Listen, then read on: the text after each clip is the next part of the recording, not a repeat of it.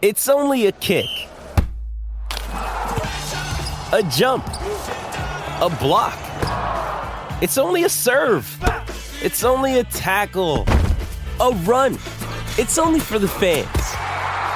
After all, it's only pressure. You got this. Adidas.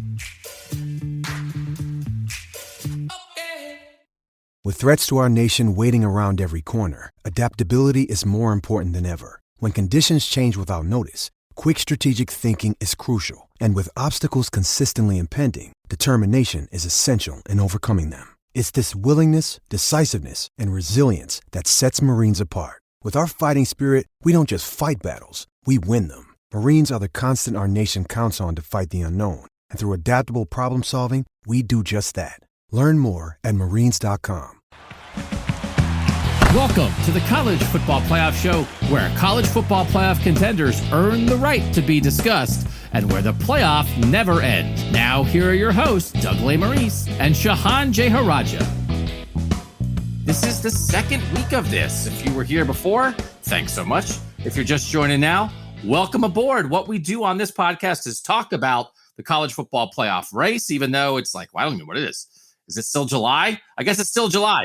The season is right around the corner, though. We're going to do this today. Each week, Shehan, for now, in the preseason, we discuss whether a certain team should be added to the playoff discussion. Last week, we invited Texas A&M to that discussion, which automatically includes Oklahoma, Clemson, Ohio State, and Alabama. So we have 5 teams that we are now discussing this week. Will USC, University of Southern California, will it be added to our playoff discussion? And then the second part, we rank all of our contenders in a certain category. A week ago, it was who has the easiest path to the playoff. This week, the best pass catchers on playoff contenders, receivers and tight ends. Shehan, let's get right to it. We open with a 1-minute presentation about the team at hand. Should they join the discussion or not? You are arguing on behalf of the USC Fighting Trojans. Why should they join our playoff discussion? So USC, obviously, we've been waiting for them to kind of come back and have a season like they had under Sam Darnold for several years at this point. And I think this is the year. I think this is the year that we see it happen. So last year, during the shortened season, only 5 games, but they go 4-1. They beat all of their Pac-12 South rivals. And really, Oregon was kind of a bad matchup for them in that Pac-12 title game. If they play Washington, I think that they're arguably Pac-12 champions. And now, on top of what they had last year, and I think they really found something with new defensive coordinator Todd Orlando, they bring in a tremendous transfer class. Several top wide receivers, several top running backs, a couple of really nice safeties, many of whom played in the state of Texas and I've had the opportunity to watch live.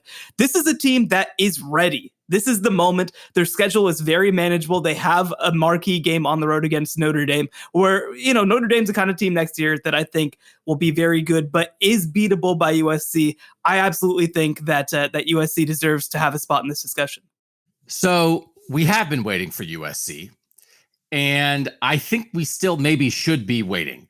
When you look at their recruiting, it is starting to tick back up, but still there is a giant hole in this roster, which is why they brought in 9 or 10 transfers in the offseason. You look at the class of 2019, which is the current third-year guys. They had the number 20 class in the country, according to 247 Sports.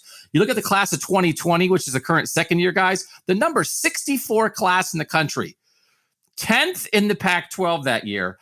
And when you look at the top 100 recruits in the classes of 2019 and 2020, because what we're asking is, do you deserve USC to be discussed with Bama, Clemson, Ohio State, Oklahoma, Texas A&M?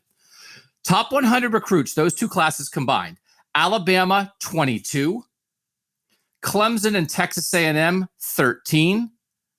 Ohio State, 11. Oklahoma, 6. USC, 3. So the recruiting is still a giant hole. Can they patch it with these transfers? Maybe. Can they patch it with great quarterback play from Keaton Slovis?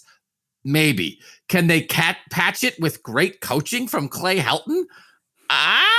Right? So, hey, Oklahoma only has 6 top 100 guys compared to the 3 for USC. They have Lincoln Riley, right? When we might have an Iowa State discussion at some point. Well, Iowa State's talent, they have Matt Campbell. So you either have to have extreme talent or you got to have something else that's telling me how you're getting this lesser talent over the top. I don't think USC is there. Maybe they're not there.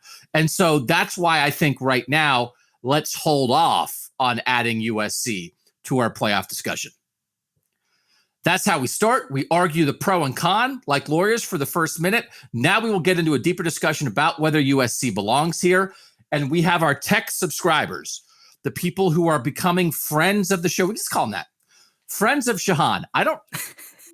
When I say I have no friends, I would say I have a limited number of friends.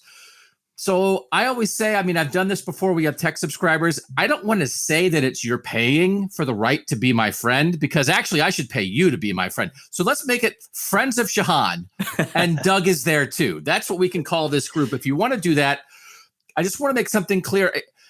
We're still figuring out how this is all going to work.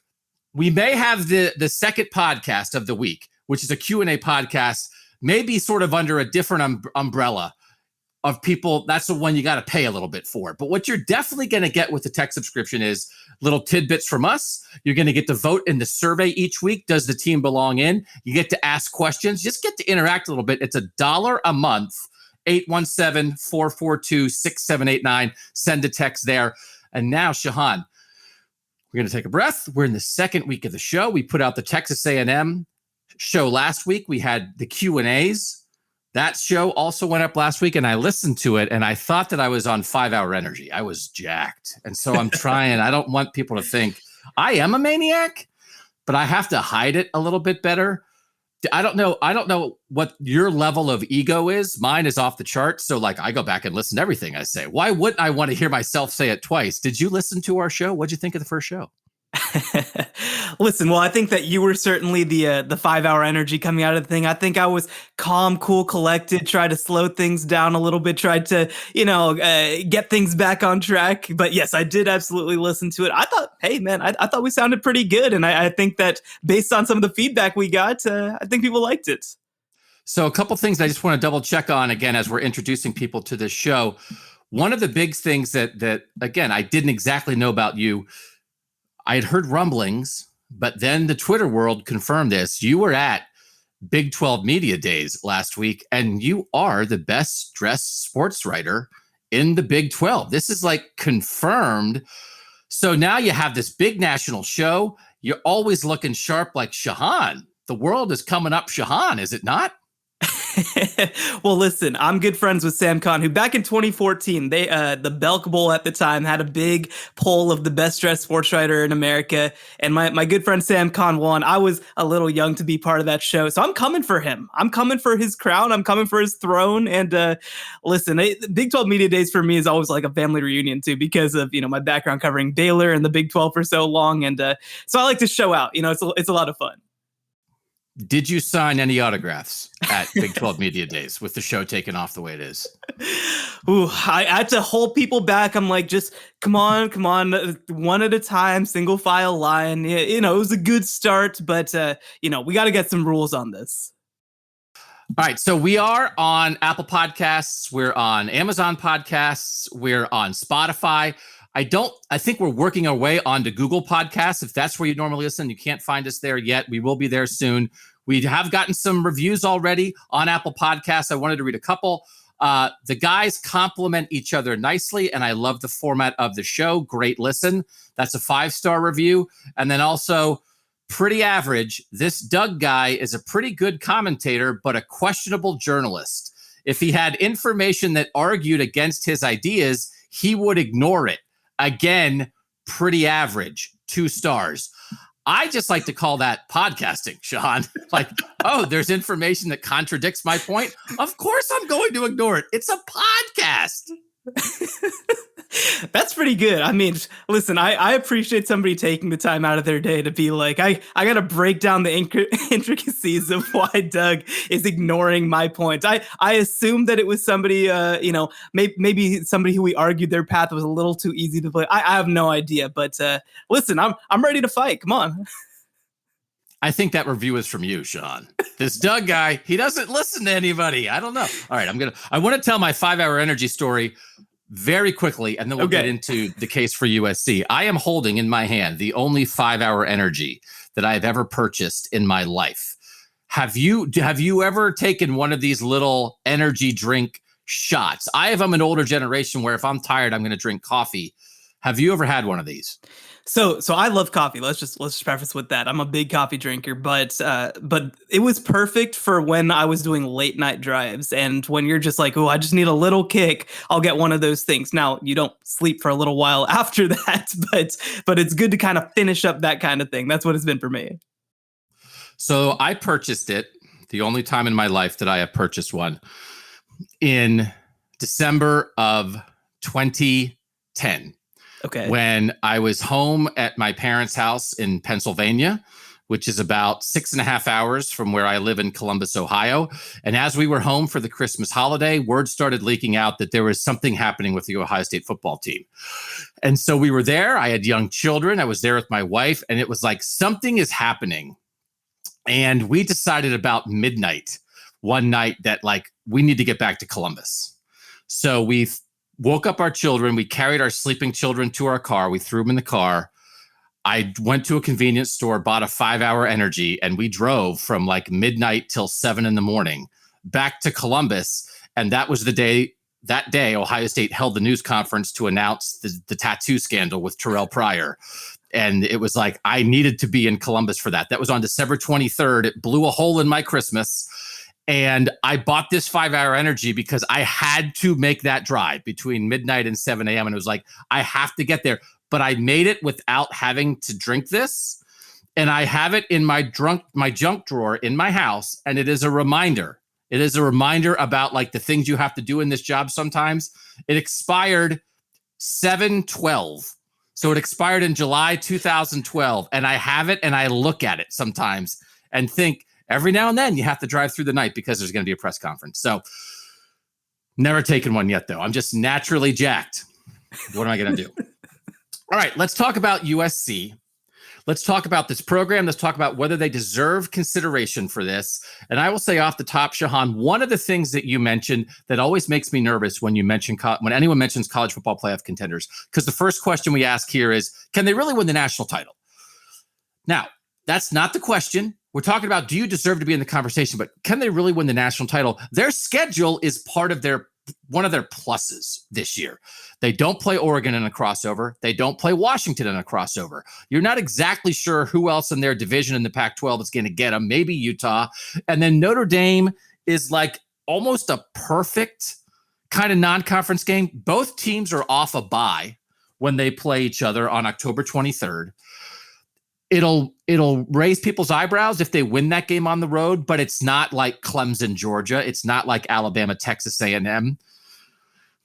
But when your schedule is one of the things that makes people say, "Hey, you might be a contender," it makes me say, "Are you really a contender?" Like I've heard that before, like with Wisconsin sometimes.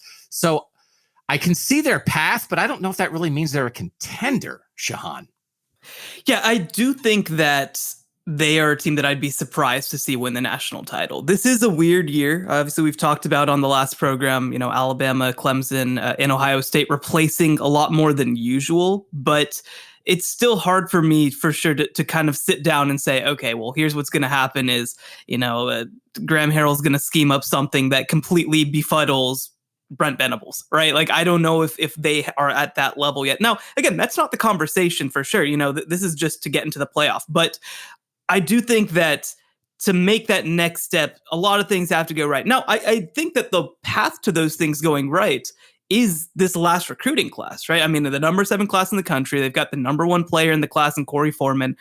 Tremendous player. I mean, I think after 2020, a lot of people kind of ruled Clay Helton dead because of that recruiting class. And recruits seem to think so too. But this has kind of been the perfect storm of being able to kind of have a class like that in the class of 21 and add so many of those transfers, a lot of whom were members of the class of 2020. So you kind of patch it up that way. But will they be ready in their first and second year to make USC a legit national title game?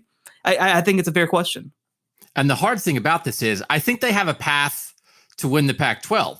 The Pac-12 has only been in the playoff twice in 7 years. It's not like winning the Pac-12 gets you in the playoff. So that's the least they have to do.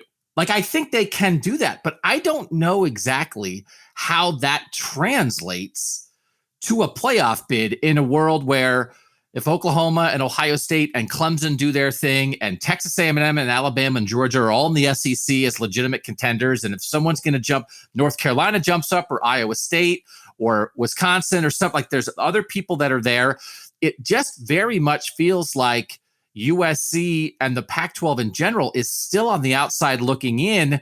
And the teams that, the two teams that have a better chance, and we may talk about them in their own episode, Oregon, week 2 plays Ohio State. Washington early on plays Michigan.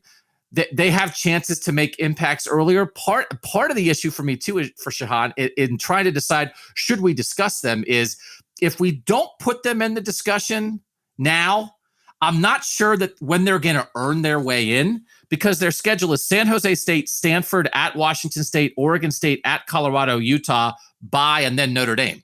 I don't know what they would do in their first 6 games that would necessarily make us put them in. But if we put them in, I also don't know what they might do. I don't know that we'll kick them out, because once the season starts, we're going to kick a team out. And we might have this USC team sort of hanging on the edge of the discussion who's like 6-0, and we're like, yeah, but they're not really. But we won't have a reason to kick them out. So I don't know what to do with them, because I'm not sure when we're going to figure them out. And your points about the Pac-12 is well taken, because you mentioned, only 2 times that they've been in the playoff. Winning the Pac-12 in itself isn't enough, and being an 11-1 or 12-1 Pac-12 team also hasn't been enough necessarily with what's kind of happened on the edges. And I think that one thing that you do look at is you mentioned those non-conference games. I don't anticipate that Oregon's going to go and beat Ohio State, but if they play them close, I think that they gain some credibility. And I do think Washington could certainly go and beat Michigan, right? And so if you do have those games happen, does that at least kind of give some credibility to the Pac-12? Does that at least sort of have you, give you a couple of extra ranked teams that maybe, when you play in a Pac-12 championship game, you're playing against a top 10, top 15 type team. That's the sort of thing that I think is important for a league like the Pac-12 that doesn't have these teams with implicit credibility. That's the thing that every other league has, right? Is they have the monster, they have the behemoth, and the Pac-12 doesn't have that. And so teams can't even beat that team to kind of gain credibility. So I think that's the big thing with USC, is that sure, they can do their thing and they can go, 12-1 or whatever. A lot of other things have to happen that have nothing to do with USC for them to really have a shot. In terms of their roster, I also think their roster still might be a donut a little bit, that there's some stuff, but there's some holes. Now, I like the donuts that are like I like the cream filled, the custard filled without the hole. So, if you're a donut without a hole, then I respect you. I think they're a donut with a hole. You look at PFF, their rankings of USC, where they rank in the Pac-12 by position unit. They say they have the number 1 quarterback, Keaton Slovis. They have the number 1 receiver group led by Drake London. Get that. They have the number 2 defensive line, Drake Jackson. Who did I say? Did I say Drake London? That's not the right name, is it? It is Drake London. It's Drake London and Drake Jackson. I was like, no, I have the wrong Drake. I didn't realize I like that show, Drake and Josh, but this is Drake and Drake. I was like, no, wait, I do have the right guy. Hey, Drake and Josh takes place in California too. I guess Drake is just a very Californian thing. Drake and Drake. Okay.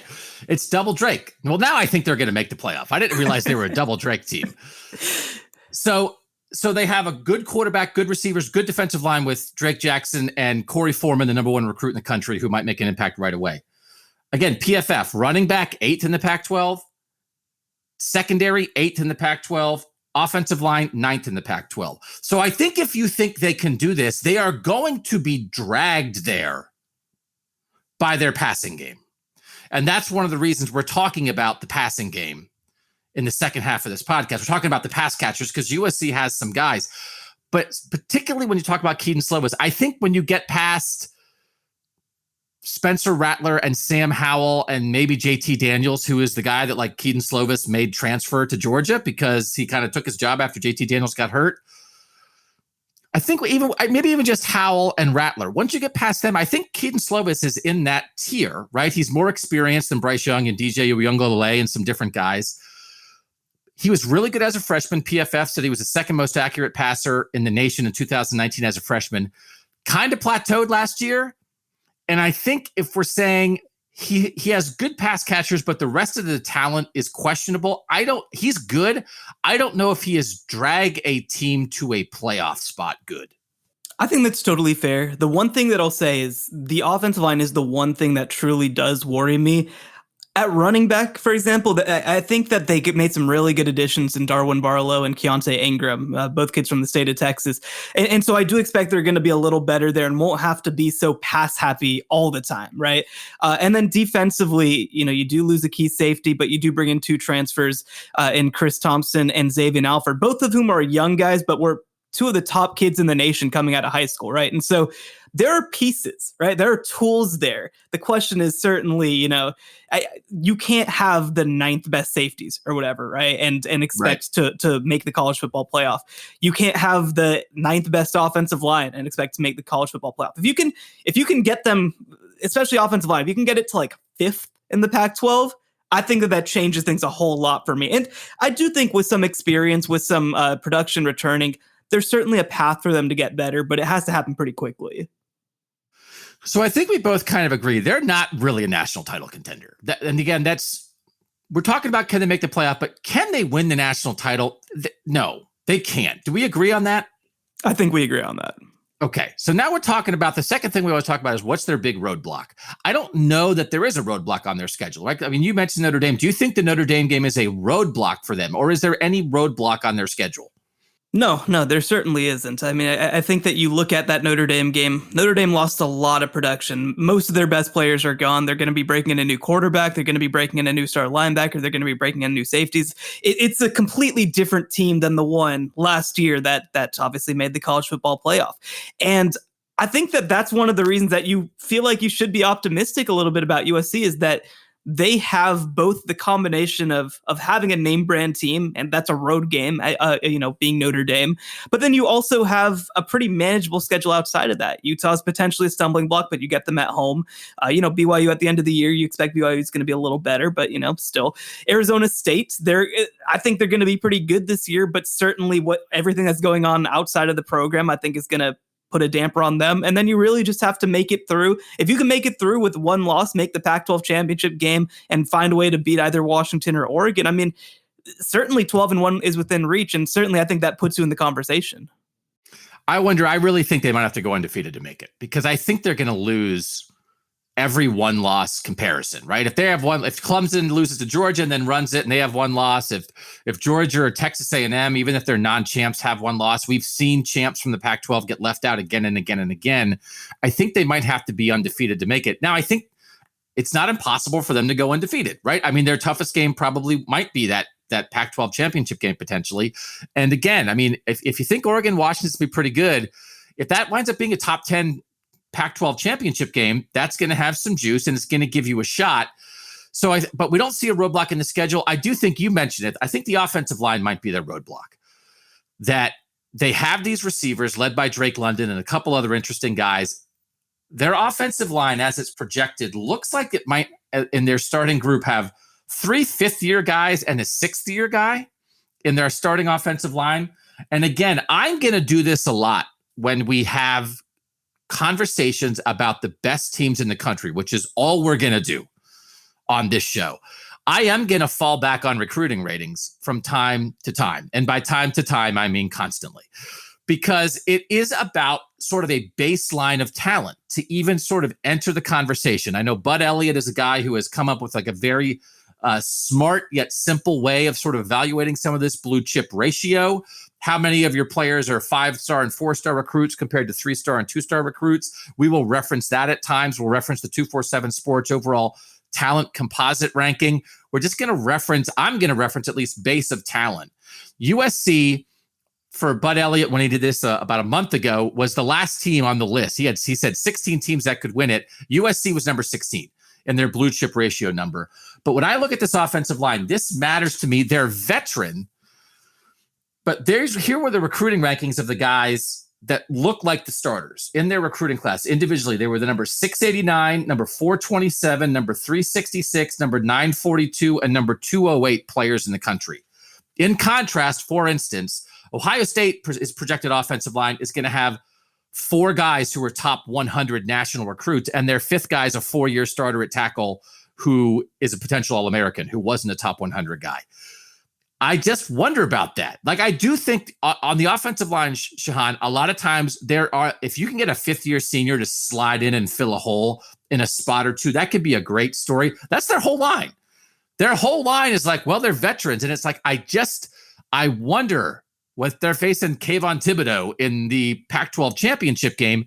Is that going to be good enough? And that's where I'm talking about the donut, not with the delicious custard filling. No, I actually like the cream better. The custard's the yellow stuff. The cream, the white cream is my favorite. There's no filling here. It's just frosting, maybe some sprinkles. Listen, Drake London's a sprinkle. Drake Jackson's a sprinkle. Keaton Slovis is a sprinkle. But there's not any filling on this team. And I think that might leave them a step short.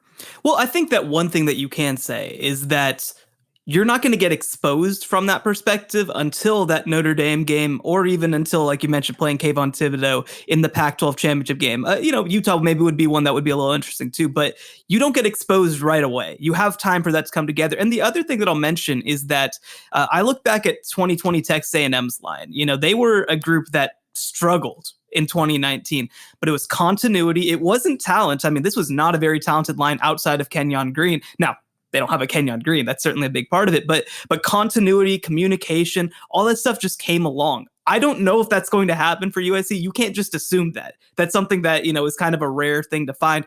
But it is possible. These are guys who have a lot of experience, who have played together a lot. That's the path. That's the pathway, is sort of that continuity and kind of getting to know each other as players. And you don't have to have that completely figured out until December. That's the hope. Now, at the same time, like you said, they're not going to have the upside of other lines because of that, because of the talent. And also, I think because of development. I mean, if these are top, 500 guys, but they've been developed at a really high level at USC, if USC had a track record of really doing that at a high level, like maybe you see at some other schools, this is a different conversation, but we haven't really seen that. I'm looking at PFF, their college football preview, which again is a great resource. We're gonna use great resources on this show. I mean, Shehan and I are gonna watch games ourselves. We're gonna form our own opinions. We're gonna read local beat writers. We're gonna read smart national analysis, and then we're just gonna talk about it in an interesting way. We're not gonna pretend that we're the only people who know anything about college football. They had the best routes for Drake London, the best routes that he ran last year, most productive routes. And his second best route is adjusting on a scramble. When you watch the best of Drake London, and I was reviewing some film, reviewing some Keaton Slovis stuff, a lot of it is not in rhythm. A lot of it is Keaton Slovis scrambling and Drake London finding a way to get open. And you can see that how those two guys are the engine. They make that work. Drake London is a monster in the middle of the field. He has a great catch radius. He's 6'5". He has great hands. He's tough as all get out. We'll get into that more probably when we talk about the receiver rankings of the playoff contenders. And Keaton Slovis keeps plays alive. He keeps his eyes downfield. He's got a feel for the pocket a little bit. Like, he has been really accurate at times. So you can see also, it's like, I don't know that I'm ever going to believe in their offensive line to the playoff level, but they have an out, right? They sort of have a solution to it, which is like, we've got guys at both ends of our passing offense that can solve that problem. Right. And the other thing, too, is that, again, they bring in a couple of running backs. Keontae Ingram is a guy who in high school, he cross-trained as a receiver. So he is somebody who is very comfortable working as a receiver. And I love, again, we'll get more into it in the second half of the show, but I love some of the guys that they brought in. I mean, K.D. Nixon is a guy at Colorado who's been a star for several years at this point. And so it's not going to be one guy this upcoming year. And last year, it really was kind of built around those two guys, that really big connection. And I think that if you just get a little more continuity on that offensive line, let Keaton Slovis make decisions. Some people have been concerned that he regressed or plateaued in his second season, but I really think that adding all these weapons around him is gonna be really good for him. And I think that Graham Harrell get another year in that offense. I mean, these are guys that Graham Harrell recruited out of high school when he was at North Texas as well, right? So he has familiarity with a lot of these guys. I expect big things from this passing offense, and I think that a lot of the pieces that they added are going to be a big part of that. We've referenced that a couple times. The number of former Texas coaches Texas high school players on this USC roster. It is kind of an odd thing going on at the moment that USC, and we know this has been an issue, Ohio State, Alabama, Clemson, they have been rating the West Coast. The 3 highest rated quarterbacks in the class of 2020 were all Southern California guys, and they went to Alabama, Clemson, and Ohio State. None of them went to USC. USC has had a hard time keeping guys home. Players on the West Coast in the last 3 or 4 years of recruiting cycles have realized if I want to win a national title, I probably have to get on a plane. My family has to get on a plane. And that has blown a hole in USC's recruiting. In 2019, according to 247 Sports state rankings, USC wound up with 3 of the top 22 high school players in California. 3. In 2020, they wound up with 1 of the top 29 high school players in the state of California. Like, that is unbelievable. Oregon has been going in and rating California. Washington does well in California. Again, Ohio State and Clemson's been there a little bit more. Like, people know this. Kendall Milton is even like guys on the West Coast who aren't even necessarily from California. Anybody in Seattle or in Oregon, it's like guys are leaving. And you mentioned class of 2021, number 7 in the country. They get Corey Foreman, who's the number 1 player in that class. But those are freshmen. And I don't know that they're going to be ready to carry this load. It is just stark. And I do still feel like, is there still something hanging over Clay Helton for this season? Again, I'm in Ohio, man. The Urban Meyer USC stuff was hot for a while. It's a great job. Is Clay Helton the right guy? Does that hang over this season at all, Shehan? Or the fact what they did in 2021 with the top 10 recruiting class, has that quieted that a little bit, do you think? Yeah, I think that the 2021 recruiting class is a big part of this. And I do think that you saw a bounce back that I don't think any of us expected, right? I don't think any of us expected Clay Helton the year after what he did in 2020 to have a top 10 class. And the other thing that I'll mention too is that, look, Clay Helton, one of the most anonymous coaches, certainly at the big college football programs, but he's done a really good job, I think, in the last year or two of bringing in assistants. Todd Orlando was somebody who didn't really work out at Texas, but he had showed early in his career what he's able to do. He did a really good job at Utah State. He was the reason that Houston was so good back in 2015. And I think that he showed some really nice things in year 1. Same with Graham Harrell. Graham Harrell was somebody that a lot of programs wanted, and USC really paid out to keep him at USC for another year. And so the big thing that I'll say is that there's all this talk, obviously, about the pressure on Clay Helton, but I think internally in the program, it hasn't impacted them too much outside of that 2020 class. You do, again, have a group of 2021 kids who do trust that Clay Helton's going to be there for them long term. And then with those Texas kids, one of the great hires that he's made was their recruiting coordinator, Brian Carrington, who was at Texas. That's a big part of how they got so many of these Texas kids to come out to California. So it seems like, at least within the program, there is a confidence that they are going to be there, that this staff's going to be there, that these players are going to be there. And I think that that's all you can ask, even if obviously I think we have to ask that question.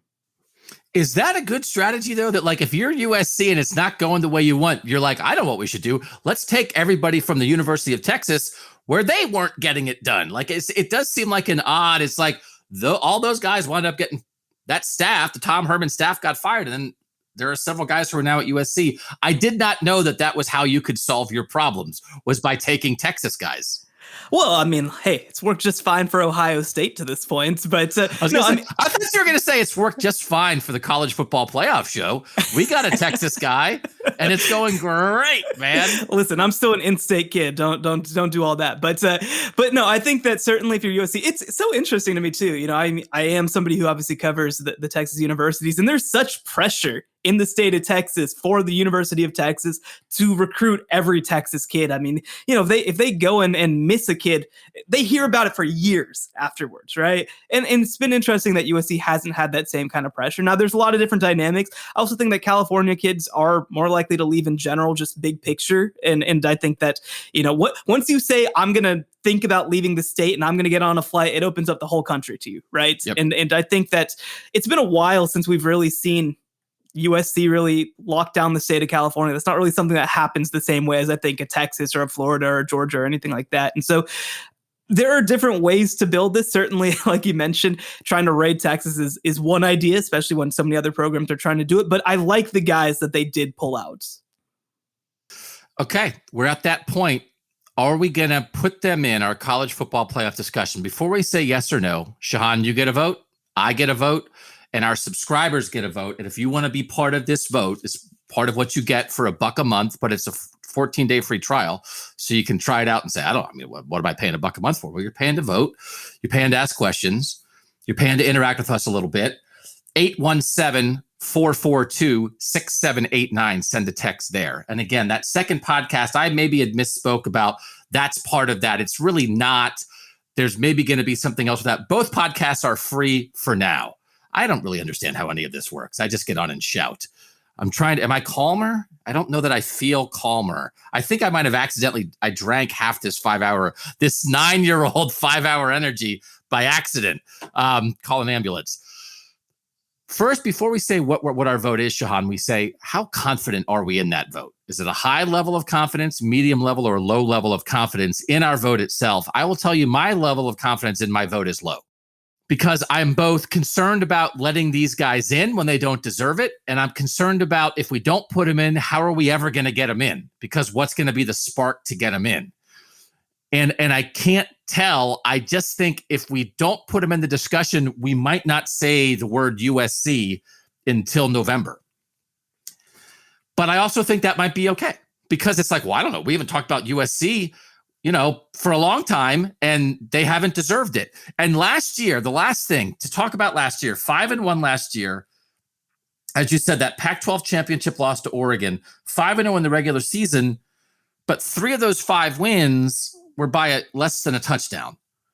28-27 over Arizona State, 34-30 at Arizona, 43-38 at UCLA. This is going to be something that we're all dealing with this year, Shehan. What's real from last year and what's not? Teams like Penn State and Michigan and some others had really, really down years. Are those legitimate down years, or was it a pandemic blip? And like USC, they went from 8-5 to 5-1. Is that trending up? Or is it just they found a way to pull out a couple games in a weird season, but they're actually still an 8-5 team? Like that confuses it for me. So my level of confidence in what I think is a low level of confidence. What's your confidence level? Yeah, I agree. It's a low level of confidence. There's just so many unknowns with this team, whether you leave them in or whether you leave them out. I think that certainly it comes with a lot of caveats, right? And so this isn't Texas A&M where you can just kind of check the box and put them in, right? Like this is I think you have to weigh all the options, and like you said, you have to weigh whether we want them to be part of the conversation. All right, I am going to vote no. I think they are being dragged by a quarterback and a top shelf receiver. I'm not sure what I think of the coaching staff. I don't want to lean too much on the schedule. I don't know that I believe that last year's 5-1 record was actually indicative of anything. And I still think even though they have 10 transfers and more than a handful of them are going to make an impact on this team, I still think there is enough of a hole in the roster from those 2 recruiting classes that add in some good freshmen, some good first-year guys right now. I don't think it's enough. And I think to include them in a conversation with the very best teams in the country, I think they're still the tier below. And again, that's what we're going to do on the show. When you earn your way in, we're going to let you in. We're going to add you in. So maybe they'll prove it. Maybe they'll come out, and in week 2, they'll blow Stanford off the field and it'll be like, okay, well, I don't know how good Stanford is, but they're in and we'll put them in. But for now, I vote no. What's your vote? I'm going to vote yes. And the biggest reason for that, you mentioned it, that you don't want to put too much into the schedule. But to me, the schedule is something that we can't ignore. It has that perfect balance of both having quality opponents, a couple of teams that may be ranked either before or during the season, but also is manageable where, you have that one marquee game on the road against Notre Dame, but that's a manageable game. You play Utah at home, you play Arizona State, and I think they could be a top 25 team, but, you have a chance to beat them. And then certainly in the Pac-12 championship game, you could have a play-in type of situation, right? And so I think that the schedule is manageable enough. And I think that also you look at the state of, I think that you can't certainly ignore the state of everybody else, right? A lot of rebuilding teams. So there is a path, in my opinion. Now, would I pick them necessarily today to be one of those 4 teams? I don't know. But I think that they certainly have enough of a path that we should talk about them. All right. So when you and I are split, this is where our tech subscribers make the call. And we have our vote is in. And I will tell you, Shehan, that vote is 74% to 26%. And what do you think it is? Do you think the Texers want them in or not? I think they're out of here. They are out. USC Trojans, you are not in the college football show playoff discussion. Sorry. That's how it goes, man. So listen, all that Drake London research that you did for the pass catcher segment we're going to do now, set it on fire. Set it on fire. I could not wait to talk about Brew McCoy, and now I'll never get the chance.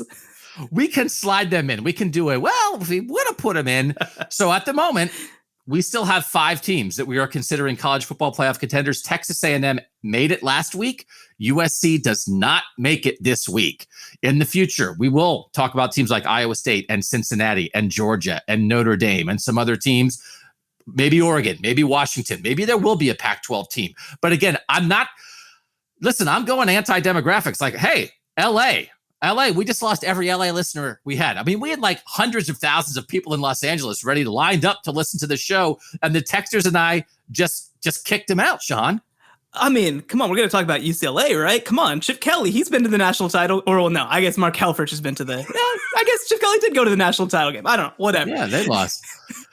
Yeah, no, I know people are juiced about UCLA. Again, I don't know. I mean, we probably need listeners, so I probably should not be shutting out gigantic cities. So maybe they'll work their way back in.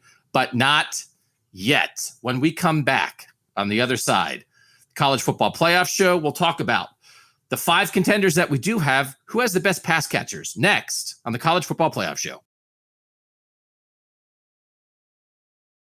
Doug Maurice back with Shehan Jeyarajah. Again, most places where you get podcasts, you can find us. If you want to drop reviews on Apple Podcasts, we'll read a couple each week. I'm not asking for negative reviews, but I have a tendency, if you rip me, I'll probably read it. And make sure you're following us on Twitter at CFB Playoff Show. On Twitter, we'll tweet out the links to the show there. Maybe I'll grab a photo of Shehan looking sharp, put that out there. If we do a college football playoff show calendar, at some point, it's going to be 11 months of Shehan, and I'll be like February. It'll be fully like 1 clothed, month of me. Fully clothed. Let's just make sure that's the case. Everybody's in a winter coat, even in the July photo. All right, let's talk about the pass catchers now. So now what we're going to rank Texas A&M, Alabama, Clemson, Ohio State, Oklahoma. Who has the best group of pass catchers? Shehan, I thought there was a clear bottom and a clear top and a muddied middle. So we always start from the bottom. Who did you have number 5 on your list of our 5 playoff contenders? Who has the 5th best group of pass catchers? For a team that is known so much for their coach's offensive prowess, I don't think that Texas A&M gets enough attention for how inconsistent their wide receivers have been. Last year, we talked so much about Kellen Mond and what he did, but that group did not separate themselves. You had one game with Caleb Chapman before he tore his ACL where he kind of went off against Florida, but otherwise this was very much a running team that struggled to pass the ball because of their receivers struggling to get separation. And I think you look at them versus those other 4 teams. Certainly you have some recruits coming in that you feel very good about. They are a team that certainly needs a lot more from their receivers if they're going to be a playoff contender. So you have them 5th. Do you think there's upside there, though? Like, do you see, they have a couple dudes, right? Don't they have a couple dudes in the room? Do you think it could come together with Haynes King in like another year of being asked to do this? Or do you think the questions linger? I don't know that they could do enough to jump any of these other teams is the short answer. Now, I do think that last year in their last recruiting class, they got a kid named Damon Demas, who was a 5-star prospect. They got a kid named Moose Muhammad, who was a 4-star prospect. They've got some guys like Jalen Press, and they've got Caleb Chapman coming back. But I don't know that we can expect that group to compete with some of these top teams in the country. And I do think Haynes King is a little bit more of a gunslinger. I do think that maybe we'll see a little bit more deep passing than we saw previously. But at the same time, Jimbo Fisher asks a lot of his wide receivers, and so far I don't think they've delivered. Were they clearly 5th to you? Yeah, far and away. Interesting. Because again, maybe I'm leaning on it too much. Like, Demas was a 5-star in the class of 2020, number 25 overall player in the country, number 3 wide receiver. And we're going to have like battles. We're going to have discussions about recruiting stars on this podcast. I'm going to lean on them more, I think, than you are. I don't see necessarily a guy like that on Alabama that I believe in. I have Alabama 5th. John Mechie is a good player, but there is a hole in Alabama's receiver recruiting. In the classes of 2017 and 2018, 2017, Jerry Jeudy, number 3 receiver, number 21 player. Devontae Smith, number 9 receiver, number 62 player. Henry Ruggs, number 11 receiver, number 75 player. And then in 2018, Jalen Waddle, number 5 receiver, number 39 player. Those were 4 receivers. They had one other receiver in there too. But so in 2 recruiting classes, they had 5 receivers who were ranked in the top 100 players in the country. 4 of them became first-round NFL draft picks. They drove this. The last 2 years of Alabama football was driven in a lot of ways by their receiver play. Class of 2019, John Mechie was their highest ranked receiver recruit, number 275 player in the country. Class of 2020, highest ranked receiver recruit, number 144 in the country. Now, this 2021 class, they have 4 receivers who are ranked among the top 100 in the country, top 100 players in the country. This 2021 class is like the 2017 class. But guess what? In 2017, those guys didn't carry the team as true freshmen. Because they had other guys who could do that. They had Calvin Ridley who could carry that team. And then Devontae Smith had a big catch in the national championship game. But those guys, none of those young guys as freshmen had more than 14 catches that year. It's John Mechie. It's a couple other guys. They bring in Jamison Williams. It's a transfer from Ohio State who's going to play for them. It's a big drop-off. And you can see it in the recruiting. And I just think when you look at everybody else, they just don't even have a guy, I think, like Demas, who's you're curious about. Like, I think we know what John Mechie is. He's a good deep threat. I think Jamison Williams is better as a deep threat than anything else. I just think it's a little bit of a hole. And it's not like Alabama's not going to be good. I just think compared to what they've been, and then compared to what Oklahoma, Clemson, Ohio State have, I just don't think I think they're not close to those other 3. I guess you would know Texas A&M better if you think Bama's receivers are better than Texas A&M, but it's surprising to see. To look at an Alabama roster and see any kind of dip is surprising, and there's a dip at receiver right now. Sure, and I think that certainly, when we start looking at 2021 Alabama, this is the first year, like you mentioned, that they haven't had just an all-world receiver, like an all-time type receiver on the roster, much less multiple of them, obviously, in some of those years. Look, I think that the hype around Demas is real. At the same time, the kid hasn't played really in a football game since he was a junior in high school. He had to sit out his entire senior year. He basically didn't play all of last year on a Texas A&M offense that did struggle at times passing the ball. So listen, is there a chance that he comes out and does all the things that we expected him to do? There's certainly a chance. But at this moment, and this is, I don't want to knock against the kid, the most impressive thing I've seen Damon Demas do on a football field is do a backflip. That at this point, that's still, the most impressive thing I've seen him do. And I think that with that Alabama group, like you mentioned, Mechie to me is better by quite a bit than anybody on Texas A&M's roster. And I think that with this group, you have 4 top 100 kids, 3 top 50 kids. JoJo Earl from Aledo, one of them, who was just a monster, winning a couple of state championships for Aledo. I think that you can expect that at least one of those guys is going to be a contributor. And then you have the Ohio State transfer to kind of back it up. So I think you've got a threesome there that you can feel okay about. Now, they're not going to be Devontae Smith. They're not going to be Henry Ruggs and Jerry Jeudy, all those guys. But I don't think they need to be that to still be a very good room. 2017 Alabama, Calvin Ridley, 63 catches for almost 1,000 yards. No other receiver had more than 14 catches. So they just leaned on all one guy, a stud, and then they worked in those young guys. I don't know that they can. I don't think John Mechie is Calvin Ridley, which is no slam, right? And so I just don't know that. I think Mechie might be a really good number 2, but I don't know that they have a number 1. Well, and then I don't know if these younger guys are ready to do that. Yeah, well, one thing that I will mention, though, is that I think that Bryce Young as a passer is much different than Jalen Hurts is, too. I think that this offense is going to be very different. So, listen, they need some guys to develop, but they also have time. I don't think that there's a team that's also going to sort of take advantage of that early in the year. So I had Alabama 5th, Texas A&M 4th. You had Texas A&M 5th. Where did you have Bama 4th, or where did you have Bama? Yes, I had Bama 4th. Okay, so we have fifth and fourth. Who do you have third then?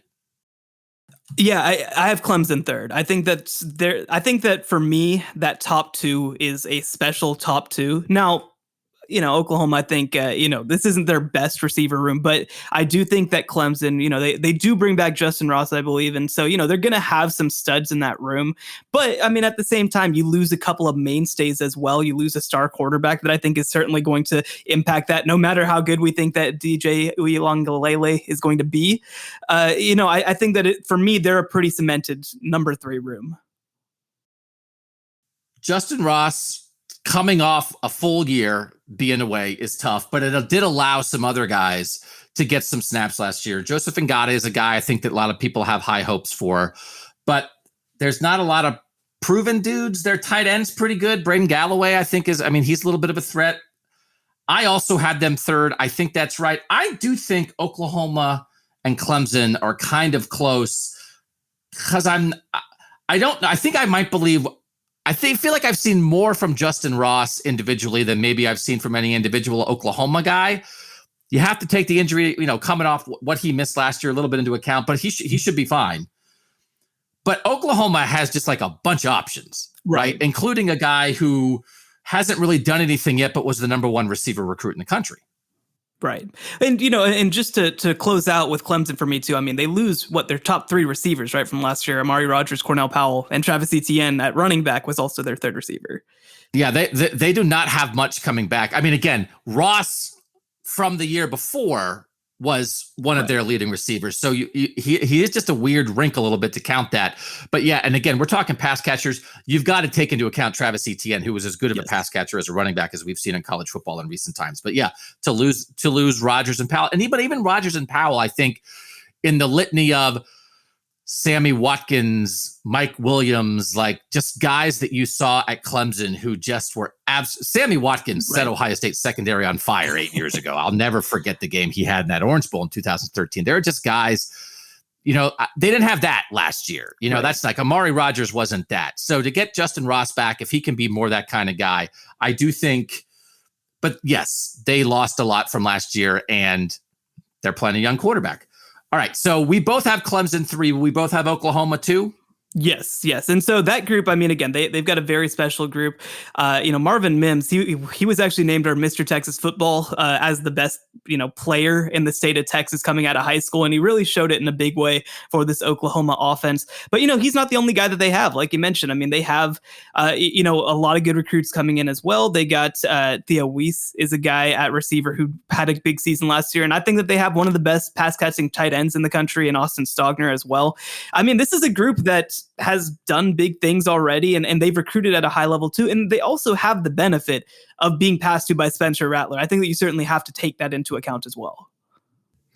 He's going to have options, and I think they have enough guys that they're all going to make each other better, because I don't know that do we know for sure like who's going to be their best receiver? I mean, like again, this class of 2019, the guys who are in their 3rd seasons now, Garrett Wilson was the number 2 receiver in that recruiting class. He's at Ohio State. But Oklahoma had the number 1 and number 3 receivers in that recruiting class. Jaden Hazelwood hasn't really done much yet. Theo Weiss has been good, but there's upside with both of those guys. And then you throw in Marvin Mims, who was forced to do a lot last year. You have potentially 4 or 5 guys, I think, that you can believe in, who will all, I think, make each other better, and Spencer Rattler's going to make them all look great. Right. I do think that you can trust that Marvin Mims is going to continue to be the top guy in that room. He's not the most physically impressive of the bunch, but he's just a good football player. He's somebody who runs great routes. He's somebody who gets great separation. He's somebody who can high point the ball. And we really got to see that last year with him as a true freshman. I expect even bigger things with him as a sophomore. And like you mentioned, I mean, Jaden Hazelwood is a guy that we haven't seen kind of have a breakout moment as yet. Theo Weiss was also a 5-star wide receiver. I mean, this is not a talent issue in this Oklahoma room. This is, an experience question. And you do have some guys also coming in 2021 who are top of the line. And also, yeah, I mean, they play an as receiver friendly an offense as you're going to find in college football. So I would say, I feel like Oklahoma and Clemson are going to have enough to do what they want to do. Yes. That they their receivers aren't going to hold them back at all, and their receivers might help get them over the top. But like they're going to be good. I do question if Bama has enough to do what they want to do, and I think you've made some good points about Texas A&M. Again, they have some talent, but have we really seen it? So I think I definitely Clemson and Oklahoma are a tier to me. Texas A&M and Alabama are a tier below that to me, and then I do think Ohio State is a tier up. Yeah. Do you think that Ohio State in this ranking is a tier to itself above Oklahoma, who we have at number 2? Or do you think Oklahoma and Ohio State are pretty close? I think that you could argue that Ohio State is a tier to its own. I think that you could argue that Oklahoma is a tier to its own above Clemson as well. Okay. And so, but Ohio State clearly the number one team on this list. This is actually my grievance section where I complain that Garrett Wilson and Jackson Smith-Njigba both left the state of Texas, but whatever. And then Chris Olave also being another guy at receiver. I mean, I think that you could argue that Olave and Smith, and Wilson rather, both have an argument to be the best overall receiver in the country. And to have both those guys playing in the same offense, I understand they're going to have a new quarterback, but that's scary. Yeah, Olave was surprising that he chose to stay at Ohio State, had a chance to be a first-round pick in the NFL draft. Most places, PFF, when they've been doing their rankings offseason, their top 2 receivers in the country are Chris Olave and Garrett Wilson. Jackson Smith-Njigba is a top 50 national guy. He's a sophomore from Texas. He's the reason Jamison Williams transferred to Alabama, because Jamison Williams transferred last year. Garrett Wilson played the slot last year with Olave and Jamison Williams outside. They've moved Garrett Wilson back outside. They're going to play Jackson Smith-Njigba in the slot. And then they have Jackson Smith-Njigba was a top 30 guy in the class of 2020. The number 1 receiver in the class of 2020 is like their 4th receiver, Julian Fleming, who didn't do a lot last year. And then they have 2 true freshmen. They have the number 1 receiver in the country among freshmen, Emeka Egbuka from Seattle, who looked good in the spring. And then they have Marvin Harrison Jr., son of the legend, who also looked good in the spring, who's a top 100 kid. The depth of their receiver room is stunning. And they're not going to have enough footballs to go around. But Olave and Wilson are legit. I think they have a good chance to be the first 2 receivers off the board in the NFL draft next year. And Smith-Njigba is a breakout candidate. And when you look at those guys, Chris Olave, San Diego. Jackson Smith-Njigba and Garrett Wilson, Texas. Julian Fleming, Pennsylvania, in Penn State's backyard. And Ohio State won that recruiting battle. Marvin Harrison Jr., Philadelphia. Emeka Egbuka, Seattle. Caleb Burton, who's a recruit they have, Texas. These are not Ohio guys. This is not Ted Ginn Jr. coming down the road to play at Ohio State. They are recruiting nationally, and they are getting the best receivers in the country, and they have the best receiver room in the country. Right. And I think that you look at that group, the thing that's most special about it is that you have both the proven commodities, you have the experience, and you also have the guys who are coming up. So, that's the platonic ideal of a wide receiver room is what Ohio State has. And certainly, again, no matter who starts at quarterback, they're going to be able to take advantage of that. Yeah, if they are driving Ohio State's national championship run, is being driven by that receiver room. Brian Hartline, the former Ohio State receiver, former NFL receivers, their receivers coach is doing that recruiting, and they're the best in the country. And I think it is fair. You look at the last couple national champions last year, Devontae Smith, Jalen Waddle, even though he was hurt, John Mechie, like they helped drive Alabama. The year before, Jamar Chase and Justin Jefferson for LSU. They're driving LSU. 2018 Clemson, Trevor Lawrence as a freshman. T. Higgins and Justin Ross, that receiver room, they're driving it. Do you need great receivers to win a national title? We always talk about quarterback, but does the quarterback just make your receivers great? He helps, but you need real talent there too. Do you have to have great talent at receiver to win it? Yeah, I mean, I think that you need to be able to score at a high level. And I think that even the way that the game is moving, it's historically been such a run first and kind of build around that. And I think that we're reaching a point with the level of receiver play in this country that you almost have to win outside first to open up everything else, and so I think that certainly to be able to keep up with some of these top teams, that's one reason that Georgia has yet to win a national championship. That's one reason that I think Texas A&M is going to have to open things up a little bit more in order to win a national championship. Alabama deciding that they were going to do this, I think, has completely changed the sports. And Ohio State, Alabama, and Oklahoma have recruited at a crazy level when it comes to receiver. All right, so those are our rankings again.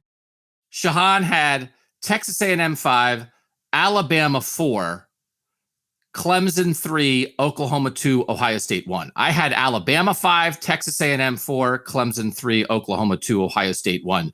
So we agree with our top 3, and we definitely agree that Ohio State is on the top of that list. We will be back to wrap up the college football playoff show with a little, getting personal. Next with Doug and Shehan.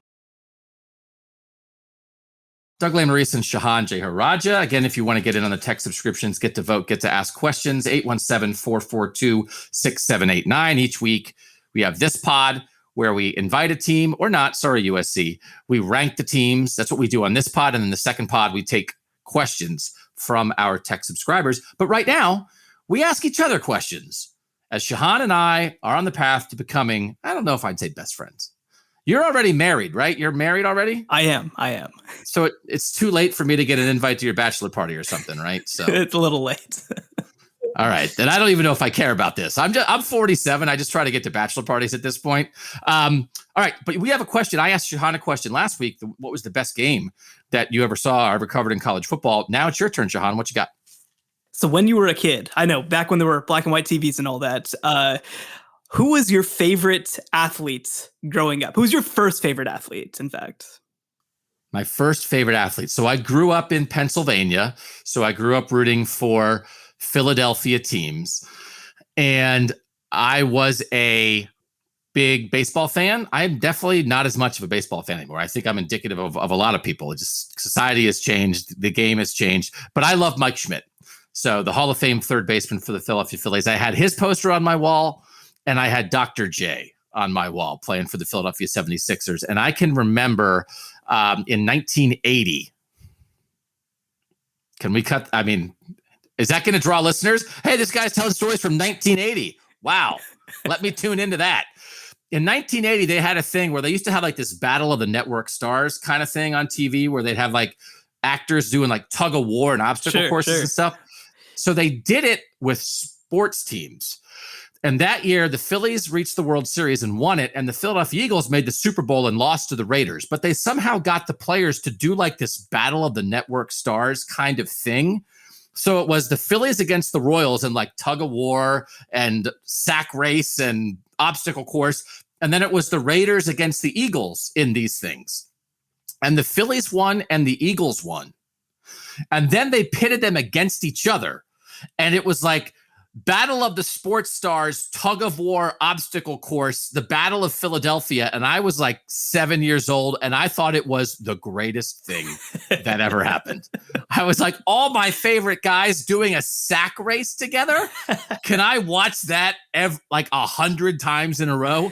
So that was me back in the day. And then I grew up, Penn State won the national title in 82. And then again in 86 when I was a kid. So like, I remember that, I went to the airport, like to greet them when they came back after winning the national title the one year. So like, that was, I was part of it. That was a college football team down the road. And so that was who I rooted for. Very cool. Very cool. Well, for me, unfortunately, I was not around in 1980 to see it, but my favorite sport growing up was basketball. I was a huge NBA fan, still a huge NBA fan, by the way. And for me, the guy who like changed it all was Shaq. Oh my gosh, that guy, he was just something else, right? Like you just watched him and you did not know what was going to happen, because I think that people in growing up and obviously covering sports now, you see some giant guys, some huge, huge, huge people in this profession.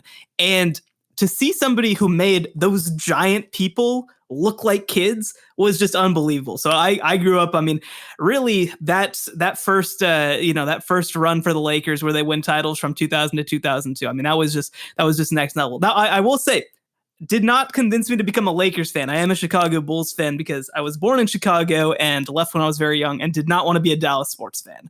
And so, but Shaq was that guy for me. I was covering an NBA game one time and went into the locker room before the game when Shaq was in there, and I was wearing my credential around my neck, and he was just Shaq being Shaq, and he was like, "How do you say that last name?" And I was like, he was like, "Lesmerizes." And it was like Shaq was just staring at my credential trying to say my last name for like a minute. It was like, that's just Shaq being Shaq. I was like, you can call me whatever you want. I'm just some guy standing here. So he is a large human being. Yeah. Hey, Shaq, just call me Doug, man. Come on. Just Doug and Shaq hanging out. All right.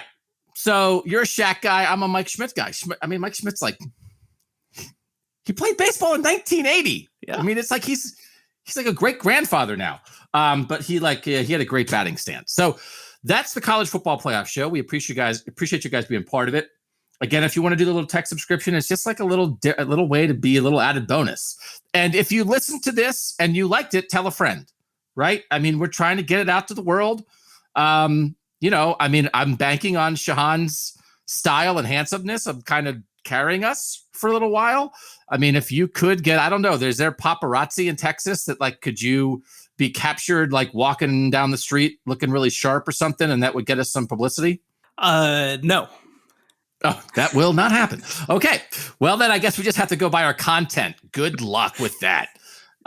Thanks to you guys for being part of it. Again, next week, we'll do another team. We'll do another ranking in a different category. We'll keep doing that as we work our way towards the season. And then once we get into the season, we'll add a team, or maybe add a team each week, and then we'll kick a team out. But we're not kicking anybody out yet. USC, you were not kicked out. You just didn't make it. So sorry about that. Don't forget, we also have that second podcast that's still free at the moment for everybody. It's the Q&A. And again, those tech subscribers can ask questions. If you want to do that, again, you've listened this long. Why not try this for 2 weeks for free? And then it's $1 for a month. 817-442-6789. No risk. If you don't like it, just cancel. And we appreciate you guys trying that out. But then still listen, even if you don't do the text. All right, that's it. For Shehan Jayaraja, I'm Doug Maurice, and that was the College Football Playoff Show.